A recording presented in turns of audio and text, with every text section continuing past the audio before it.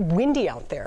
Yeah, I woke up, I was like, wow, I had my umbrella, I had to take it down outside and stuff. Wow. It was a big, You've already had big quite morning the day, for me, Mr. Tamara. You've already done some manual labor, haven't you? I have, just helping out the team. I know, I understand. Well, look at this beautiful view. I'll tell you what, if you're not looking at the screen, come on over. This is what Rancho Cordova gets to enjoy, or you can enjoy it with us right now as the sun is coming up, illuminating our morning sky, and temperatures are nice and cool thanks in part to that Delta breeze. Yeah, this is a great morning. You don't even need the ceiling fan on the house because you can just open the window and let this breeze kind of trickle through. Southwest wind up to over 20 miles an hour in Fairfield. We have the south wind coming through Sacramento at 6 up to 5 there in Yuba City. And although the flow is faint there coming across Stockton and Modesto, you still feel the impact of that breeze, keeping your temperatures down into the 50s this morning. Marine there is thickening up along the coast of California and even seeing some of those clouds kind of traipse into areas like around Solano County, Yolo County, as well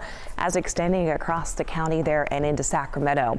Your current temperature spread, well, where we have that Delta breeze, you feel the difference. We're in the upper 50s up and down the valley, Stockton and Modesto, but you get into the lower 60s around Auburn, low 70s in Placerville as you don't have the benefit of that breeze working for you this morning.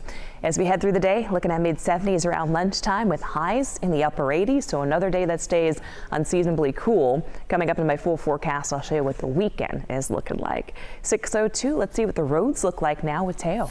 All right, we're going to start here. Tracy, commuters, you are seeing the worst of it right now.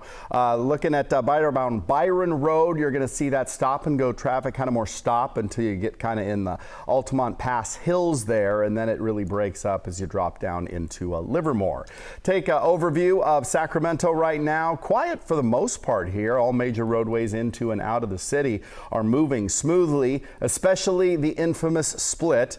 Highway 50 there, right around 26. This is 50 at 65th. We have seen a backup all the way here at times over the past couple of weeks, but you see traffic is not an issue currently. Looking at your Sacramento drive times right now, it's an easy go. 550 west, Rancho Cordova to Highway 99, just 10 minutes, not bad. 80 west, Roseville to the split, 9 minutes, and 11 minutes for 5 northbound, Elk Grove to Highway 50, 99 north, Elk Grove to Highway 50. Well, summer travel is hitting record numbers. The end of the pandemic now has a lot of people heading back to the airports. A major construction project at Sac International is set to start Sunday.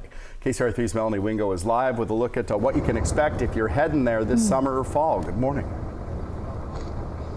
Good morning, and we are already seeing the groundwork being laid out here at the airport, right in the area where that construction project is set to take place. Crews will be installing roundabouts at 2 intersections, and if you're familiar with the airport, this will sound like something that needs work and help. Crossfield Drive and Lindbergh Drive, as well as Crossfield Drive and the AM/PM Road.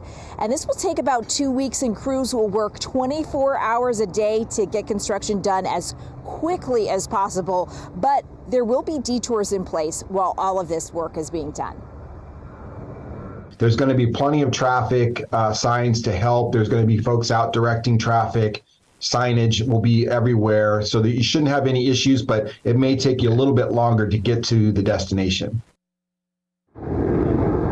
And speaking of that, if you are going to be using the rental car area or stopping for gas to gas up your rental car at the AM/PM gas station, headed to the airport waiting lots, you are going to use different routes than you normally would. So if you're planning to travel in the coming days and coming weeks, just be advised that this construction is going to get underway, and all of it is really starting to ramp up right now, but it will be in earnest on Sunday. Construction happening. So it's something to keep in mind if you're headed out for a summer vacation and need the airport this summer. Reporting live near Sacramento International, Melanie Wingo, KCRA 3 News. No, appreciate the update. Thank you, Melanie.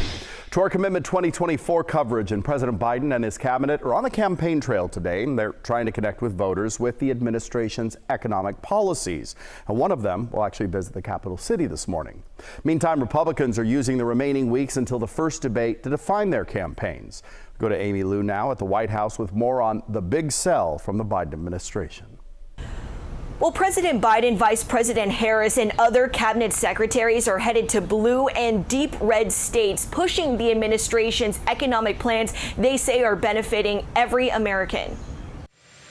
President Biden will be in South Carolina touting his economic agenda, Bidenomics. He wants to make sure that we build an economy from the bottom up, middle out, that leaves no one behind. Highlighting billions of new investments in manufacturing and clean energy from the Inflation Reduction Act, which no Republicans voted for in a state that Biden lost in 2020. He is the president for all Americans. It doesn't matter if you're in a red state or a blue state. Economic policies that lit the pilot light on the worst inflation in 40 years. While Republican candidates like former Vice President Mike Pence are also on the road, drawing sharp contrast to the Biden campaign, promising to cut government spending and taxes while encouraging private investment. The path that we are on fiscally in this country is unsustainable. The debt, the borrowing in Washington, D.C. is what set off that inflation that's still hurting American families. Pence is in Iowa again today, and former President Donald Trump will be there tomorrow for a rally. Former Governor Asa Hutchinson, like Biden, is in South Carolina today. At the White House, I'm Amy Liu. All right, thank you, Amy. Well, we mentioned one of those cabinet members will be in Sacramento today. Head of the Small Business Administration, Isabella Guzman, joins Congressman Ami Bera in the capital city this morning. When she gets here, they will take part in a roundtable discussion with local small business owners, then visit a manufacturing site in the Arden Arcade area. Be sure to join us for a live interview with SBA Administrator Guzman prior to those events. That's coming up at 8 on My 58. We will also have full coverage of their visit throughout the morning. You can join us on air or stay informed by downloading the KCRA 3 app. Well, happening today, the Treasury Secretary Janet Yellen is in Beijing, and it's part of an effort to try to improve the struggling U.S.-China relationship. Now, Yellen will promote President Biden's economic vision with national security top of mind. Mike Cherry's in studio now with more on her goals for the 4-day visit. Secretary Yellen's trip will focus on areas of common interest with the hope of deepening and increasing communication between the U.S. and China. Now, her visit comes after a series of setbacks between the two countries. Just this week, the U.S. announced new export controls limiting China's ability to access computer chips used to make weapons. There's also China's military drills threatening the security of Taiwan and U.S. military in the Indo-Pacific region, the spy balloon, and Beijing's close ties with the Kremlin, as well as in the ongoing war in Ukraine. There have been diplomatic snafus as well. The latest flare-up from President Biden, who referred to China's president as a dictator, and a visit from Secretary of State Antony Blinken last month that failed to reestablish direct military communication. Now, though Secretary Yellen does not plan on meeting China's President Xi Jinping, she will be speaking with Chinese and American businesses as well as China's people. However, President Biden says he does expect to meet with President Xi sometime soon, as lawmakers pressure the administration to take a tougher stance on China. Tahoe. All right, Mike, this comes as the U.S. issued a new travel recommendation for Americans headed to China. What does that involve? Yeah, so the advisory warns of China's arbitrary law enforcement, exit bans, and the risk of detention.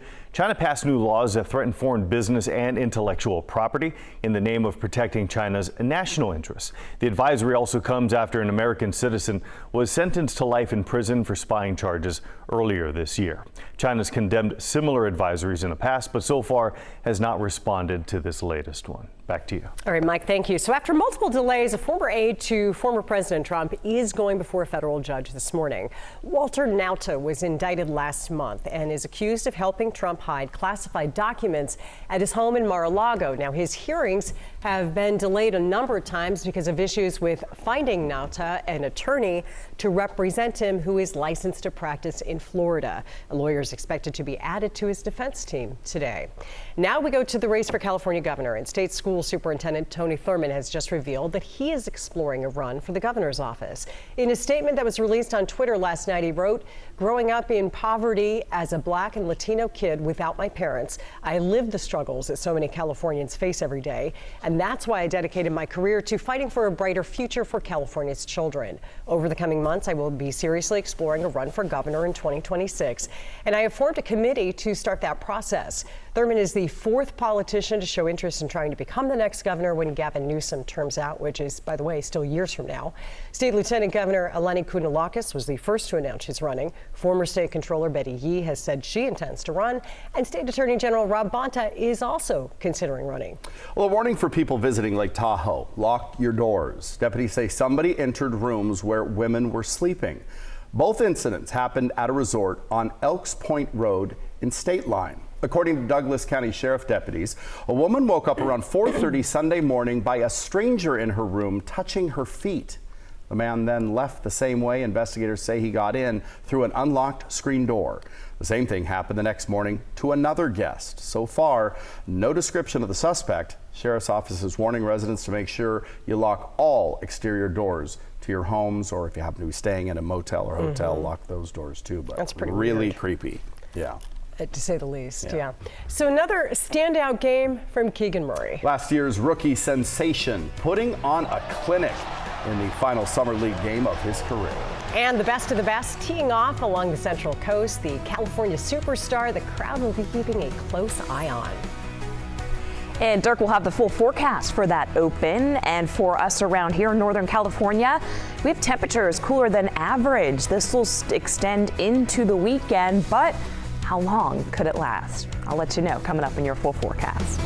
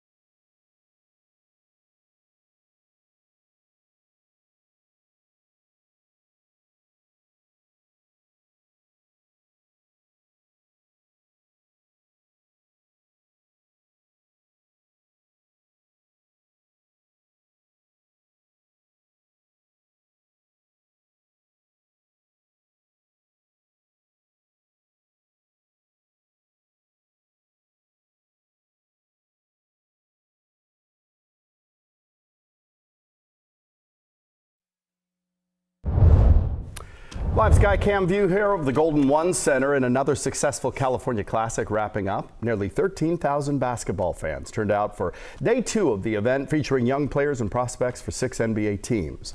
The rest of the month will be pretty quiet at DoCo, with only 3 other events scheduled for July.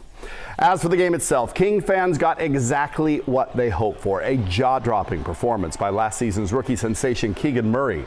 NBA All-Star rookie team player and last summer's Vegas League MVP dropped 41 points on the overmatched Miami Heat squad, proving why he is one of the best young players in the entire league. Kings went on to win this one, 95-83. Murray will travel with a team to Las Vegas today and work out over the next couple of weeks, but he will not play.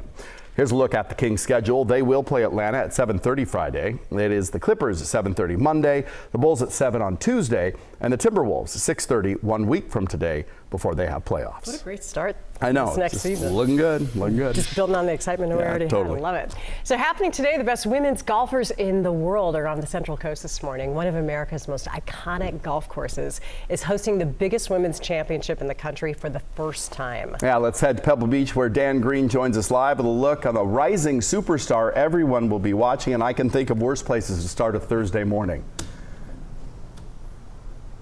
It's not too bad, really. Yeah, it's good to be Dan Green. It's a little bit overcast, but it's just hanging there right over Stillwater Cove along the shores of Pebble Beach. It's absolutely beautiful out here.